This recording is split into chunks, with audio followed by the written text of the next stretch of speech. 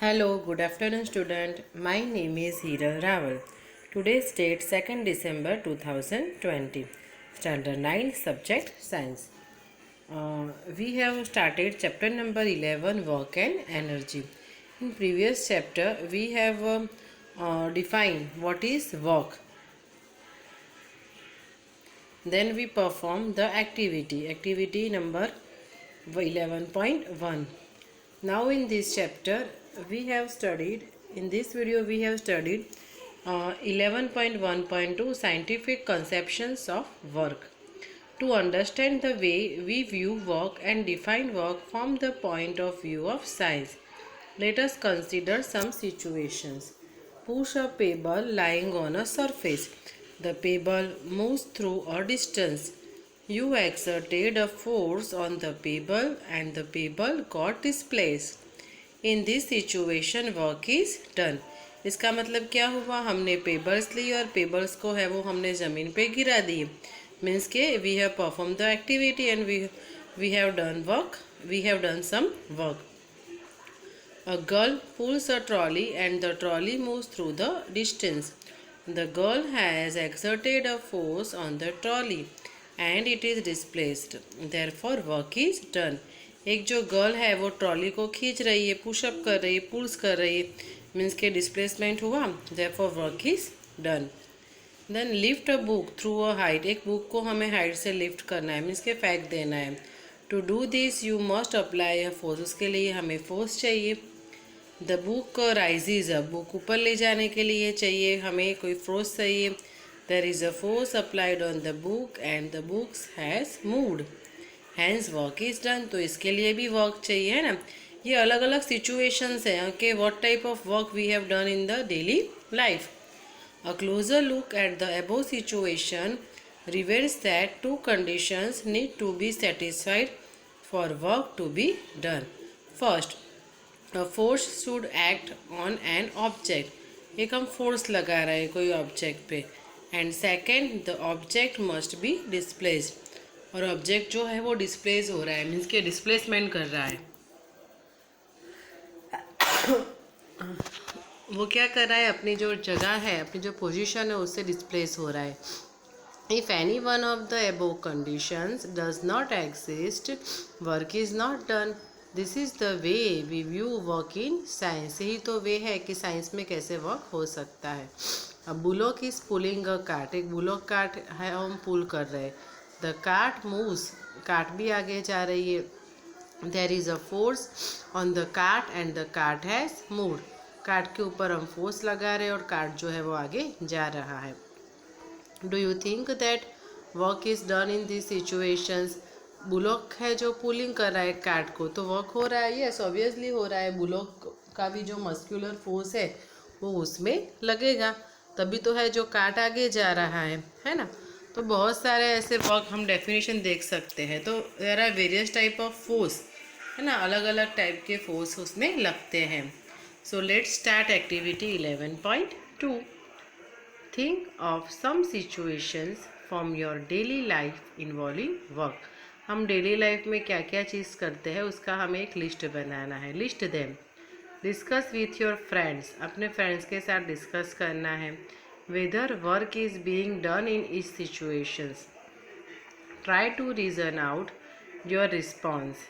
If work is done, which is the force acting on the object? Suppose कोई work हो रहा है तो कौन सा वर्क हो रहा है वो हमें देखना है. What is the object on which the work is done? What happens to the object on each work which work is done? कौन से ऑब्जेक्ट पे क्या वर्क हो रहा है वो भी हमें देखना है.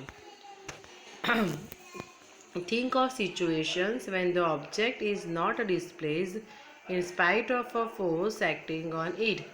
Also think of situations when an object gets displaced in the absence of a force acting on it.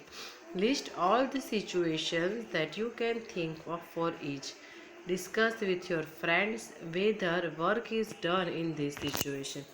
अपने फ्रेंड्स के साथ हमें डिस्कस करना है. वर्क डन बाय अ कांस्टेंट फोर्स. वर्क के लिए क्या चाहिए, फोर्स चाहिए. How is work defined in science. To understand this, we shall first consider the case when the force is acting in the directions of displacement. उसके लिए क्या हमें चाहिए, डिस्प्लेसमेंट की डायरेक्शन पता होनी चाहिए. हम कोई भी वर्क कर रहे हैं तो नॉर्थ साइड है, वेस्ट साइड है, साउथ है, हमें पता तो होना चाहिए ना कौन सी डायरेक्शन में वर्क करना है. ओके, तो direction is must. Let a constant force F act on an object. Let the object be displaced through a distance s in the direction of the force. Let W be the work done. W जो है वो work है. We define work to be equal to the product of force and displacement. So here the definition of work. Okay.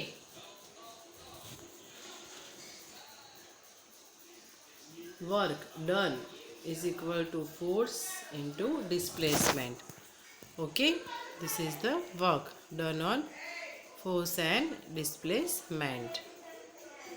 Okay, next topic. Here the diagram. Thus, work done by a force acting on an object is equal to the magnitude of the force multiplied by the distance moved in the directions of the force. Work has only magnitude and no direction. Work में क्या होता है, magnitude होता है, direction नहीं होती है. In equations 11.1 if F is equal to 1 newton and S is equal to 1 metre then the work done by the force will be 1 newton into metre. Here the unit of work is newton into metre और joule. Thus 1 joule is the amount of work done on an object when a force of 1 Newton displaces it by a 1 meter along the line of actions of the force. Look at equation 11.1 carefully. What is the work done when the force on the object is 0? क्या work होगा जब object force जो है वो 0 होगा. What would be the work done when the displacement of the object is 0? जब displacement zero होता है तब वर्क क्या होता है वो हमें देखना है. Refer to the conditions that are to be satisfied to say that work is done. Okay, जो वर्क कब ज़ीरो होता है, कब इक्वल होता है, अलग अलग सिचुएशंस पे अलग अलग वर्क होता है. यहाँ पे एक एग्जांपल दिया है. Example 11.1. A force of 5 Newton is acting on an object. 5 Newton force जो है वो अप्लाइड किया है. The object is displayed to 2 meter. Object जो है वो 2 मीटर डिस्प्लेस हुआ है. Okay, if the force acts on the object all through the displacement then work done is W is equal to F into S. अभी equation देखा ना हमने, उसका इक्वेशन क्या है वर्क का, W is equal to F into S. Here F is equal to 5 Newton और displacement हुआ है 2 मीटर. तो आंसर इज 10 जूल या तो 10 न्यूटन इंटू मीटर. तो यूनिट अलग अलग चेंज करके हम ये इक्वेशन जो एग्जांपल है वो सॉल्व कर सकते हैं. Consider another situation in which the force and the displacement are in the same direction. A baby pulling a toy car parallel to the ground. एक बेबी जो है वो टॉय जो कार है वो पैरेलल साइड पे वो खींच रही है. Showing figure 11.4. The baby exerted a force in the direction of displacement of the car. In this situation, the work done will be equal to the product of the force and displacement. In such situations, the work done by the force is taken as positive. Work जो है वो क्या हुआ, positive हो रहा है. Okay, एक baby है वो टॉय को खींच रहा है. Consider a situation in which N object is moving with a uniform velocity along a particular direction. Now, a retarding force F is applied in the opposite direction. That is, the angle between the two directions is 180 Tesla. देखो यहाँ पे T unit है Tesla. Let the object stop after a displacement S. In such a situation the work done by the force F is taken as a negative and denoted by the minus sign. Minus sign से हम denote कर सकते हैं. The work done by the force is F into minus S or minus F into S. It is clear from the above discussion that the work done by a force can be either positive or negative. To understand this, let us do the following activity. Okay उसके देखो हर situation हर circumstances के लिए हमें अलग अलग activity perform करनी है. Lift an object up, एक ऑब्जेक्ट को हमें अप ऊपर की तरफ खींचना है. Work is done by the force exerted by you on the object, हमने फोर्स लगाया इसके लिए वो चीज़ है वो ऊपर गई. Okay the object moves upwards, object ऊपर चला गया. The force you exerted in the direction of displacement. However, there is the force of gravity acting on the object. Gravity of force तो था, but हमने muscular force भी apply किया. Which one of these forces is doing positive work? Which one is doing a negative work? Give reasons. Work done is negative when the force acts opposite to the direction. जब force opposite direction में लगाते हैं, opposite direction of displacement, तो जो work है वो negative होता है. And work done is positive when the force is in the direction of displacement. और जब फोर्स की डायरेक्शन डिस्प्लेसमेंट की डायरेक्शन पे जब लगता है ओके तब जो है वो वर्क जो है वो पॉजिटिव होता है. अलग अलग सिचुएशन होते हैं वर्क के लिए, क्या है अलग अलग सिचुएशन है. तो ये जो पॉइंट है ना हमें याद रखना है, ये वाला ये जो पैरा है ना वो आपको याद रखना है. Work done is negative when the force acts opposite to the direction of displacement and work done is positive when the force is in the direction of displacement. Okay ये जो है टू सर्कमस्टेंसेस है वो याद रखने हैं. Example 11.2. A porter lifts a luggage of 50 kg from the ground and puts it on his head. एक porter जो है वो माल सामान लेके जा रहा है 15 kg का. ओके एंड उसके हेड पे 1.5 metre above the ground. Calculate the work done by him on the luggage. हमें वर्क फाइंड करना है. तो लगेज का मास 15 kg है, डिस्प्लेसमेंट कितना हुआ है S 1.5. So let us the formula of work. Work is equal to F into S. Okay अभी F जो है वो हम mg लिख सकते हैं. यहाँ g की वैल्यू क्या लेनी है 10 मीटर पर सेकेंड. ना दी हो तो g की वैल्यू हमें 10 ही लेनी है. तो m हुआ 15 kg, g 10 और S हमें दिया था 1.5. ओके हमें इसको सॉल्व करना है. मैं आपको दिखाती हूँ पूरा सॉल्व करके. 15 इंटू 10 और 1.5 है. 1.5 मीन्स के 15 अपॉन 10 हुआ.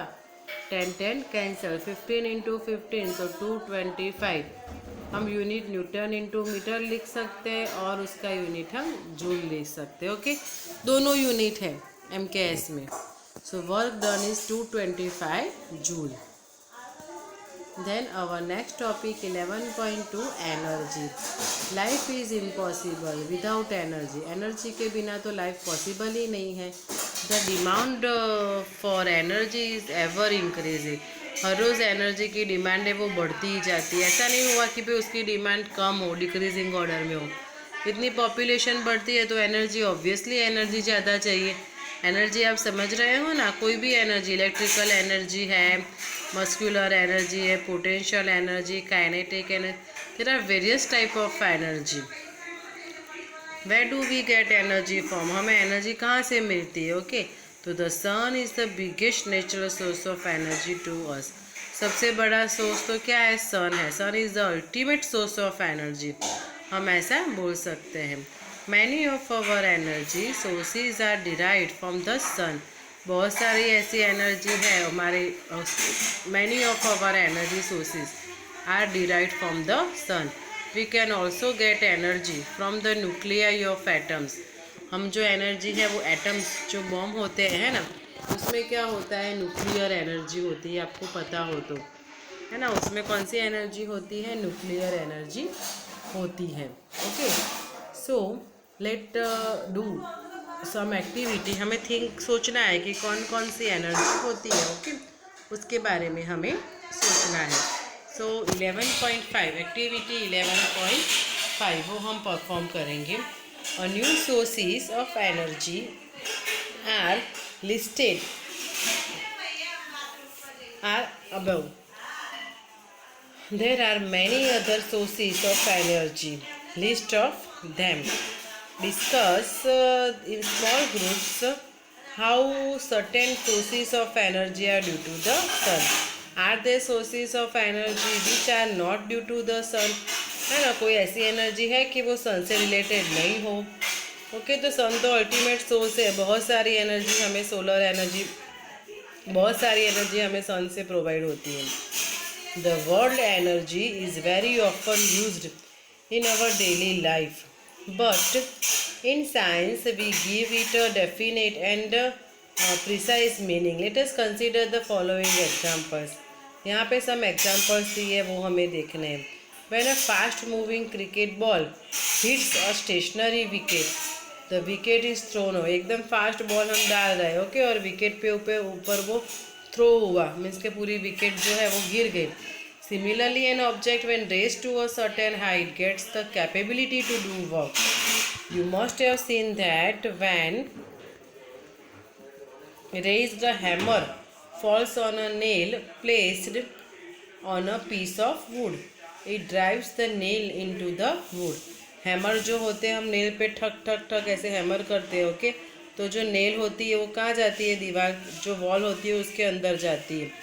It drives the nail into the wood. We have also observed children winding a toy such as a toy car, and when the toy is placed on the floor, toy गिर गया, floor पे चल रहा है suppose, it starts moving, वो start move करना चालू हो जाएगा.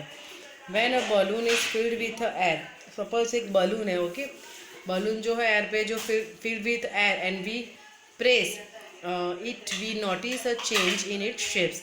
उसके शेप्स में क्या होता है, चेंज होता है, okay. As long as we press it gently it can come back to its original shape when the force is withdrawn.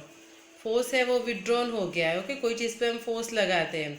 However if we press the balloon hard it can even explode producing a blasting sound. बहुत ज़ोर से आवाज़ आती है ना, जब balloon फूटता है तो कितनी ज़ोर से आवाज़ आती है. In all these examples, the object acquires through different means the capability of doing work. Okay, उसके लिए कैपेबिलिटी चाहिए डूइंग वर्क के लिए, कौन सा वर्क जो है हम कर रहे हैं. ओके,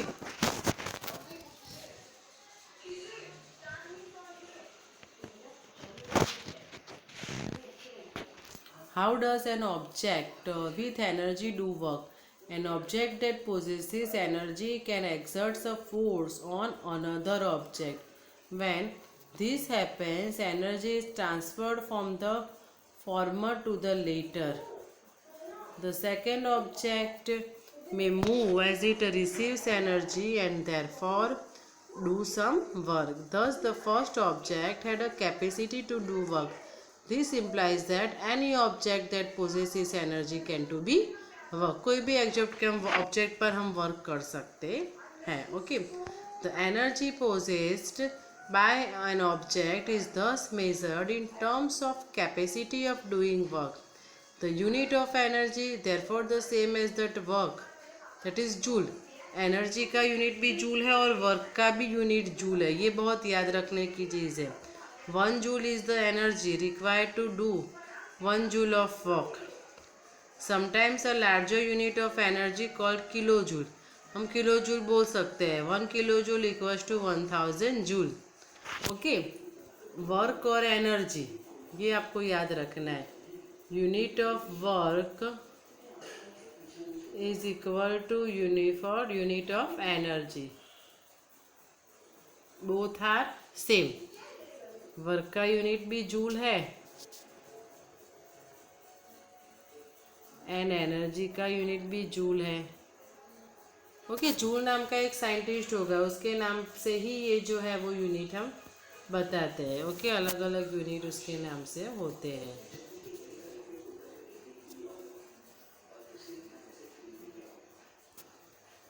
ओके, दोनों का यूनिट सेम है। तो आपको आज होमवर्क में क्या करना है, जो भी मैंने एग्जाम्पल्स करवाए आज, लास्ट कहाँ तक किया है मैंने एग्जाम्पल 11.2 मीन्स कि 11.1 और 11.2, ये जो एग्जाम्पल है वो 2 टाइम्स आपके होमवर्क बुक में करना है। Okay student, thank you.